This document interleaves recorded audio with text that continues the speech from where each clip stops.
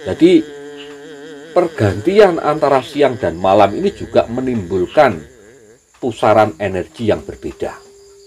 Lintang-lintange wengi. Assalamualaikum warahmatullahi wabarakatuh. Salam sejahtera untuk kita semuanya. Rahayu, rahayu, rahayu. Pada kesempatan kali ini saya akan membahas tentang waktu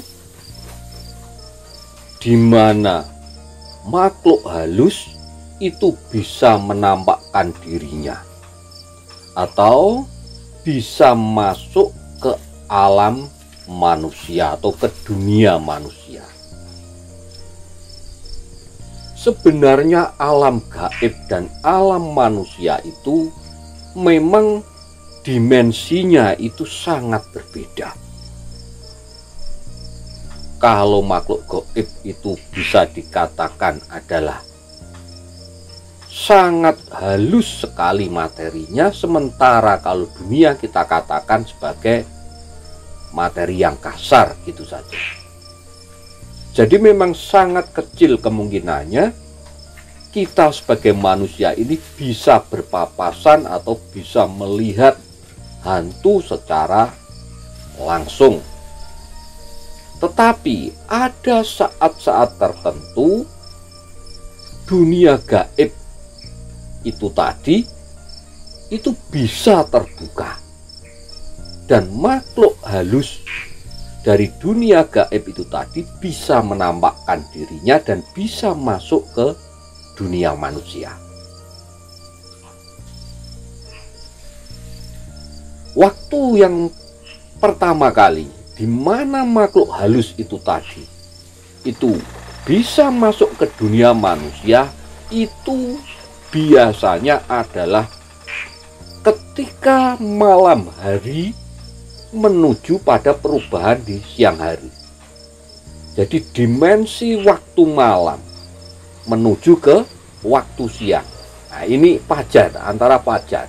Ini antara jam 3 malam sampai menjelang matahari terbit.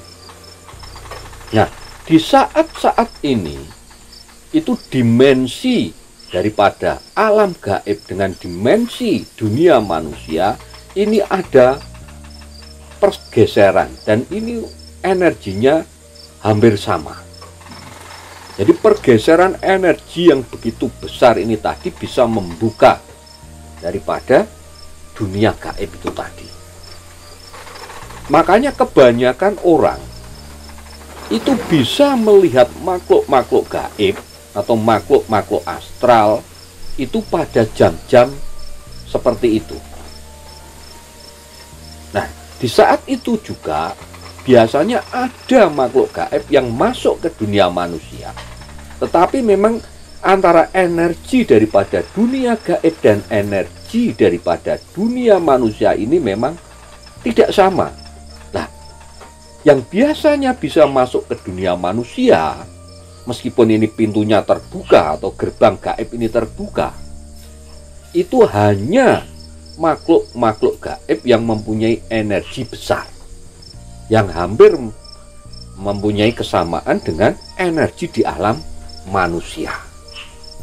Nah, ini jadi jam 3 fajar sampai menjelang matahari terbit. Nah, itu makhluk gaib bisa menampakkan dirinya dan juga bisa masuk ke dunia manusia. Kemudian waktu yang nomor 2 itu antara perpindahan siang menuju ke malam. Nah, ini juga terjadi pergeseran energi antara siang menuju ke malam ini. Nah, di situ juga dunia gaib ini energinya hampir sama dengan saat di dunia manusia ini siang menuju malam, yaitu antara menjelang maghrib. Jadi di antara menjelang maghrib ini ini dunia gaib ini juga pintu gerbangnya terbuka. Tetapi tidak semua makhluk gaib itu langsung bisa masuk ke dunia manusia. Masih tetap ada sekat. Tetapi itu tadi ada beberapa makhluk gaib yang bisa masuk ke dunia manusia. Antara menjelang maghrib itu tadi sampai sekitar jam 8 malam.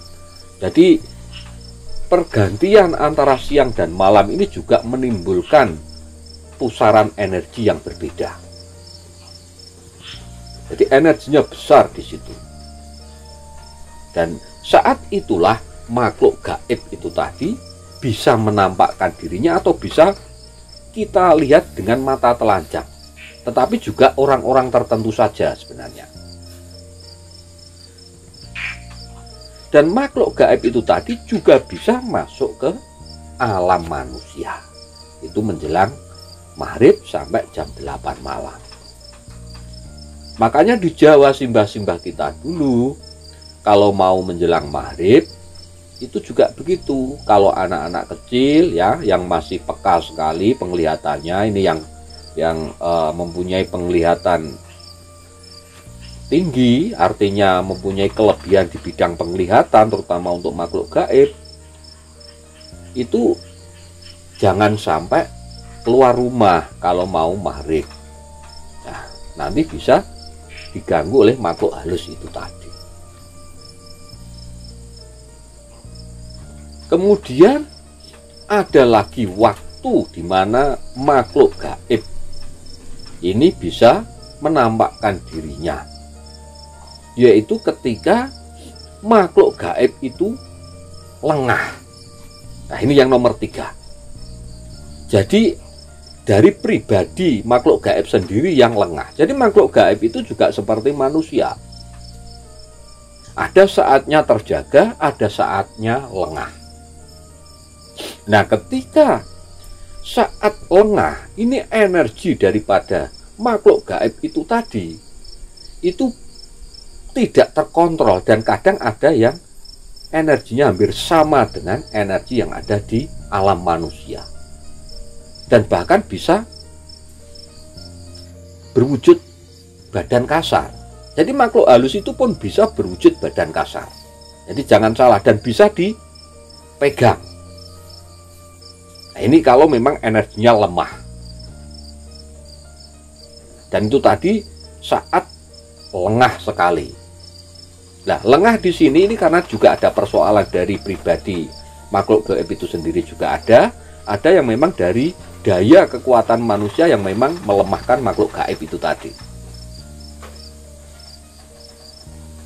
Jadi meskipun makhluk gaib itu juga ada lengahnya seperti manusia. Sehingga ketika saat lengah itu tadi, tanpa disadarinya, itu makhluk gaib itu tadi bisa menampakkan diri. Jadi manusia biasa pun bisa melihatnya. Nah, itu yang nomor 3. Kemudian yang nomor 4, ini dari faktor manusia.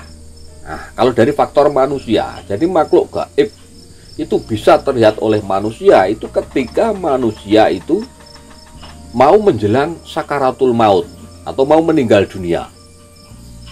Nah, ini jadi dari faktor manusia ini. Jadi ketika manusia ini mau meninggal dunia, ini ada rohnya. Nah, ini kan sudah berupa gaib ya. Nah, ini juga mau masuk ke dunia gaib. Jadi dimensi dunia dengan dimensi badan kasarnya dengan dimensi gaibnya atau roh itu tadi itu akan lepas. Nah, ketika akan lepas inilah maka ini akan memasuki dunia gaib sebenarnya roh itu tadi. Makanya ketika menjelang sakaratul maut atau mau meninggal dunia itu, kebanyakan orang itu tadi bisa melihat penampakan-penampakan yang aneh-aneh.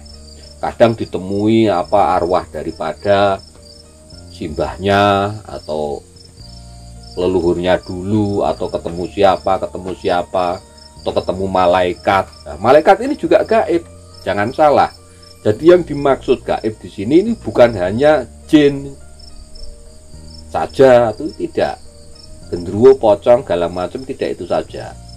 Jenis malaikat atau jenis malaikat itu juga termasuk gaib. Nah, ini alamnya juga alam gaib. Makanya ketika manusia mau meninggal dunia, mau memasuki alam gaib, ini juga bisa melihat daripada makhluk-makhluk halus itu tadi, atau makhluk-makhluk gaib. Nah, ini yang keempat, jadi dari faktor manusianya. Kemudian yang nomor 5. Nah, yang nomor 5 ini saat manusia, ya, jadi makhluk halus itu bisa menampakkan dirinya, ini saat manusia itu merogoh sukmo. Jadi ini faktor manusianya. Saat merogoh sukmo, sukmo ini juga masuk ke dimensi dunia gaib, keluar dari badan wadak atau badan manusia, badan kasarnya, menuju ke dunia gaib.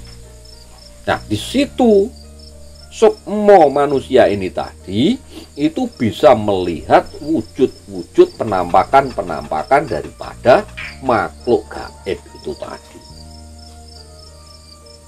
Nah, ini yang kelima, dengan merogoh sukmo. Kemudian yang nomor 6. Yang nomor 6 ini adalah ketika manusia itu betul-betul hening. Nah, untuk menuju hening ini sebenarnya menyamakan daripada energi dunia ini dengan energi gaib, supaya sinkron frekuensinya sama. Sampai hening itu tadi, maka tidak heran orang-orang yang ahli topo broto, ya, ahli semedi, ahli meditasi, itu bisa melihat dunia gaib. Jadi jangan heran, dan itu banyak sekali.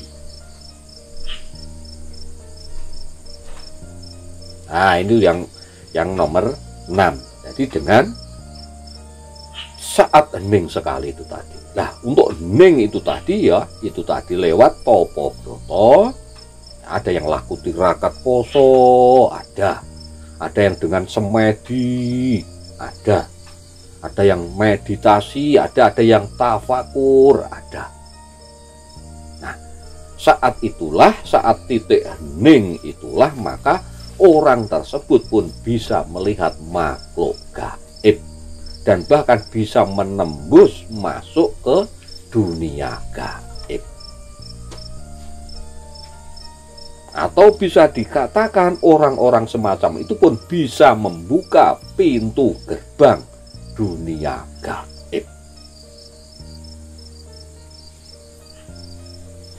Jadi itu tadi mengenai makhluk halus, ya, waktu-waktunya makhluk halus itu bisa menampakkan dirinya atau bisa masuk ke dunia manusia, atau manusia bisa melihat daripada makhluk halus dan bisa masuk ke dunia gaib itu tadi. Jadi itu bahasan kita kali ini. Mudah-mudahan bisa menambah wawasan, juga bisa menambah pengetahuan bagi kita semuanya. Dan bagi sedulur-sedulur, monggo tinggalkan komentar panjenengan di kolom komentar. Matur sembah nuwun. Wassalamualaikum warahmatullahi